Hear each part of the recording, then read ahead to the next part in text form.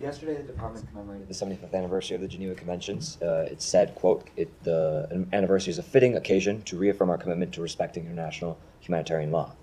The prosecutor of the International Criminal Court, where violations of the Geneva Conventions are often addressed, seeks arrest warrants against Benjamin Netanyahu, as well as Hamas leadership. Netanyahu was just welcomed by Washington. Just in recent days, the department said it wouldn't sanction a unit accused of war crimes, including binding, gagging, and killing a 78-year-old Palestinian American. Israeli forces, as has been discussed, killed over 90 people as they prayed at a school and mosque. Israeli forces shot an American citizen as he protested illegal settlements in the West Bank. Nevertheless, the U.S. released $3.5 billion to Israel to buy more U.S. weapons. So how does the Biden-Harris administration expect Americans and the rest of the world to take such commitments towards the Geneva Convention seriously, given just the past few days?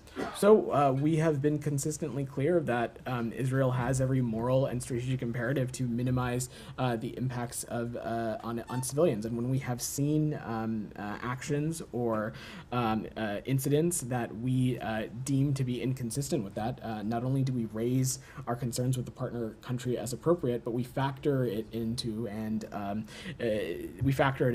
the however which way we may implement certain policy responses as a deterrence for these kinds of incidents to reoccur in the future. I talked about some of these tools at our disposal recently, the Leahy Vetting Forum, the guidance that's laid out in the conventional arms transfer policy, the CHURG process, as well as other things like visa restrictions and designations that we have.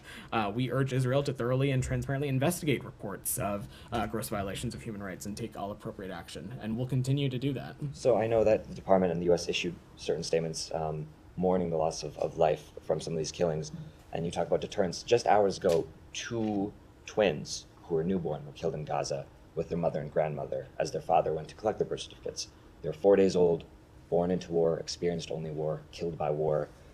How is the U.S. responding to this instance, given, again, this comes a day after the U.S. So I'm not going to speak to specific instances and incidents that happen. I will let the IDF speak to any operations they can take. I will say, just hearing this from your reporting, this is obviously incredibly heartbreaking. Again, Israel has every moral and strategic imperative to minimize civilian loss, but I don't have any of the other contours surrounding this operation, and I will let the IDF speak to that. Finally, just one, on a case that you do have contours for. It's now 197 days since Hindu was killed, her family members were killed, the medics said they were killed. What's the update on that? I don't have any updates for you. Go ahead. Thank you. I have a question.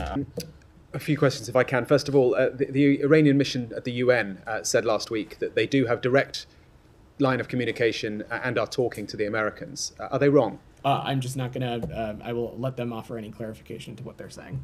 So there is a they should offer a clarification. I just don't have any comment to offer. What I can say is that we don't have any direct communication with the Iranian regime. The messages that we are sending is through other countries and allies partners, and we are continuing to stress the importance of de-escalation and not partaking in any activity that would be construed as destabilizing or causing greater insecurity. Thank you. And following on from that, it appears that certainly the reporting is suggesting that the Iranians are now